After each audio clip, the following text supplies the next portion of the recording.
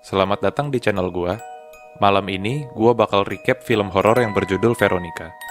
Film ini mengklaim bahwa semua yang terjadi di sini adalah kisah nyata.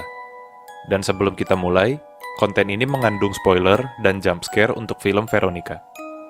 Oh iya, kalau kalian belum subscribe, please subscribe supaya gua bisa meningkatkan kualitas konten gua dan mempercepat produksi konten gua. Jadi, silakan ambil selimut kalian, pasang headset, dan enjoy. Film ini dimulai pada tanggal 15 Juni 1991. Hujan deras sedang membanjiri kota Madrid dan sekelompok polisi mendapatkan telepon darurat dari seorang perempuan yang meminta tolong. Sesampainya polisi di lokasi kejadian, mereka terkejut dengan apa yang mereka lihat di balik pintu. 3 hari sebelum kejadian ini, Veronica mempunyai kehidupan yang simpel. Veronica mempunyai 3 orang adik yang bernama Lucia, Irene, dan Antonito. Veronica diberikan tanggung jawab untuk mengurus adik-adiknya karena ibu dari mereka sibuk mencari nafkah dari pagi hingga malam semenjak suaminya meninggal. Veronica yang sangat merindukan ayahnya membawa foto ayahnya untuk dibawa ke sekolah. Veronica dan adik-adiknya sekolah di sekolah Katolik yang diurus oleh para biarawati.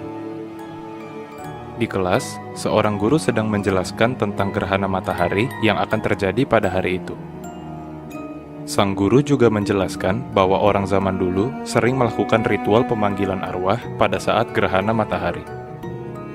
Saat gerhana matahari sudah dekat, semua murid dikumpul di atap sekolah untuk menyaksikan gerhana matahari.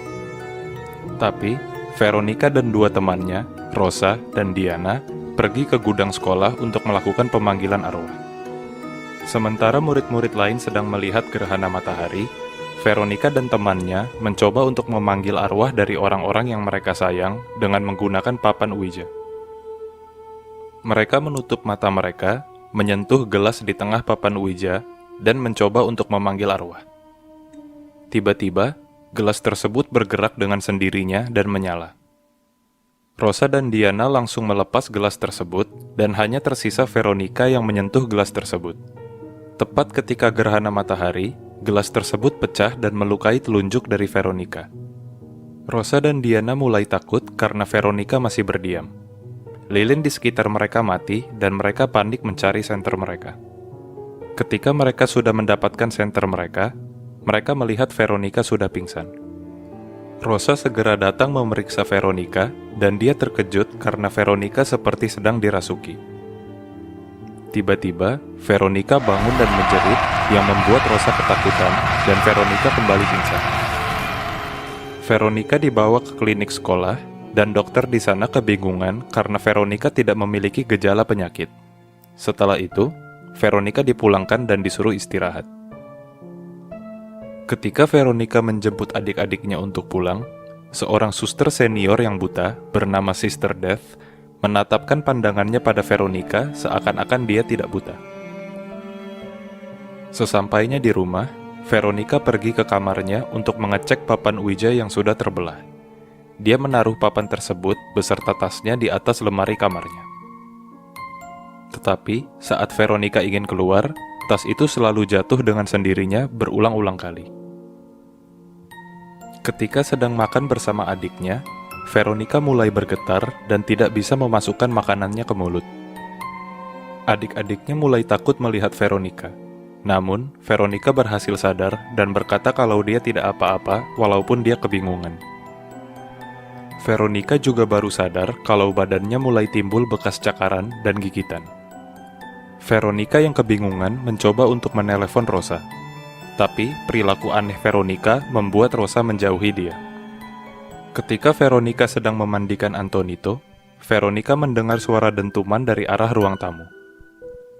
Veronica mengira kalau suara itu datang dari Lucia dan Irene dan segera menegur mereka.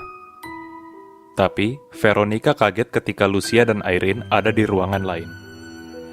Tiba-tiba, lampu di ruangan tersebut mulai mati menyala dan pintu tertutup. Antonito berteriak minta tolong karena air mandi Antonito menjadi sangat panas, yang melukai Antonito.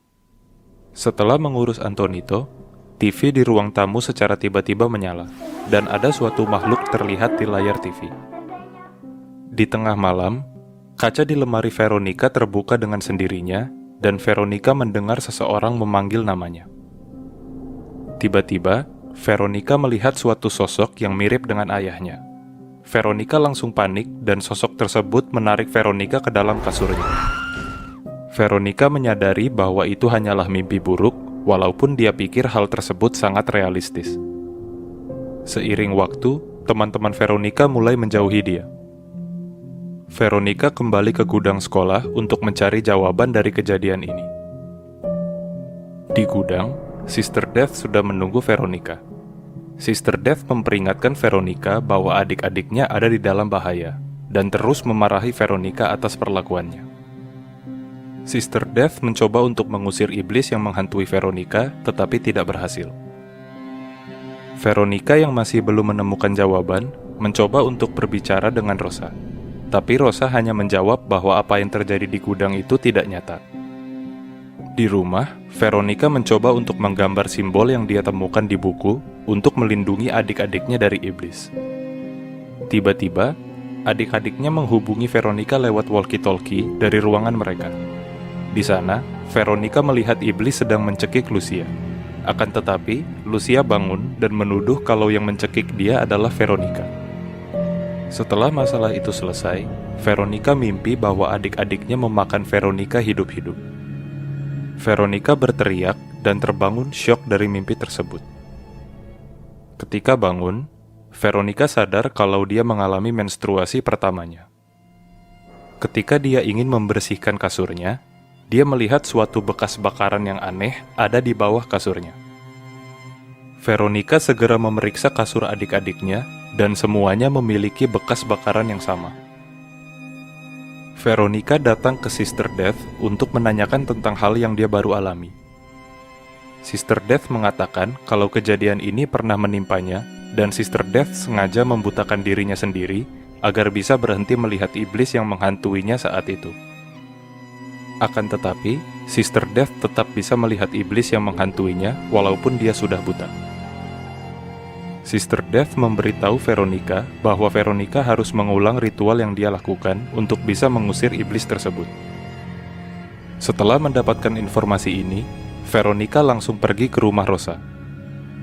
Di rumah Rosa, Rosa sedang melakukan pesta anak muda dengan banyak teman-temannya. Veronica juga mencari Diana di pesta tersebut yang ternyata sedang melepaskan hormon birahinya dengan seorang temannya. Veronica yang dianggap resek mengganggu pesta mereka, akhirnya diusir dari situ. Sebelum Veronica pulang, Rosa mengatakan kalau Veronica bilang dia akan mati 3 hari lagi ketika dia kerasukan di gudang. Merasa ketakutan dan kesepian, Veronica kembali ke rumahnya. Di perjalanannya, Veronica mampir ke tempat kerja ibunya, memohon untuk menemani Veronica di rumah malam itu. Ibunya menjelaskan kalau dia tidak bisa meninggalkan pekerjaannya karena dia sangat sibuk. Setelah itu, Veronica kembali ke rumahnya dengan adik-adiknya. Veronica yang frustrasi akhirnya melakukan ritual dengan adik-adiknya. Antonito menggambarkan simbol protektif ke sekeliling rumah. Tetapi, Antonito tidak sengaja malah menggambarkan simbol untuk mengundang iblis datang, yang memperburuk suasana. Veronica yang mengira semua sudah siap, melakukan ritual. Semua orang kecuali Antonito menyentuh gelas di papan Ouija. Mereka mencoba untuk mengusir iblis tersebut, namun ia menolak. Buku yang diberikan Sister Death mengatakan bahwa mereka harus menyanyikan lagu anak-anak untuk bisa mengusir iblis tersebut. Ketika mereka mencoba untuk menyanyi, iblis tersebut mencoba untuk menakuti mereka. Lilin di sekitar mereka mati, dan papan Ouija terbelah menjadi 2. Gelas yang mereka gunakan tiba-tiba bergerak ke sekeliling rumah, dan Veronica dengan ketakutan mengikuti gelas tersebut. Gelas tersebut berhenti tepat di depan kamar. Di dalam kamar, iblis tersebut muncul dari kasur dan mencoba untuk menarik Veronica. Veronica keluar dengan panik dan segera menelepon polisi. Ketika Veronica menelepon polisi, iblis tersebut berhasil menculik Antonito. Veronica mencoba untuk menyelamatkan Antonito, tapi terjatuh pingsan ketika dia mengejar iblis tersebut. Ketika dia sadar, dia langsung menggendong Antonito dan kabur dari situ, sementara iblis tetap menghantui mereka. Ibu dari mereka mulai tidak tenang ketika dia melihat ada banyak polisi yang pergi ke arah rumahnya dan bergegas pulang. Veronica dan adik-adiknya berhasil kabur dari rumahnya. Namun, ketika Veronica melihat kaca, dia baru sadar kalau dia tidak menggendong siapa-siapa. Tanpa pilihan lain, dia kembali ke kamar mandi untuk menyelamatkan Antonito. Veronica diserang iblis tersebut dan kepalanya terbentur kaca. Veronica menggunakan serpihan kaca sebagai senjata untuk jaga-jaga dan menemukan Antonito bersembunyi di lemari memanggil nama Veronica. Namun, Antonito menolak untuk pergi bersama Veronica yang membuat Veronica melihat dirinya di kaca dan sadar kalau selama ini dia telah dirasuki iblis dan dialah yang menyakiti adik-adiknya. Veronica mencoba untuk bunuh diri, namun aksinya diberhentikan iblis tersebut.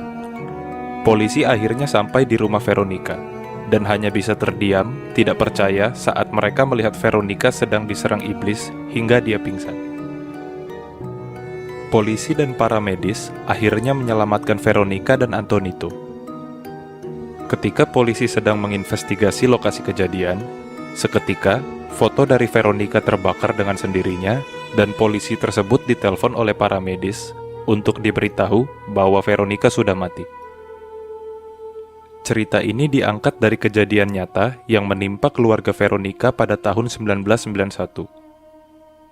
Sampai saat ini, cerita kematian Veronica masih menjadi misteri, dan polisi yang menginvestigasi kasus ini menjamin keaslian dari laporan ini. Sekian dari gua untuk review film Veronica. Please like, share, subscribe kalau kalian suka sama konten ini, dan see you on next video.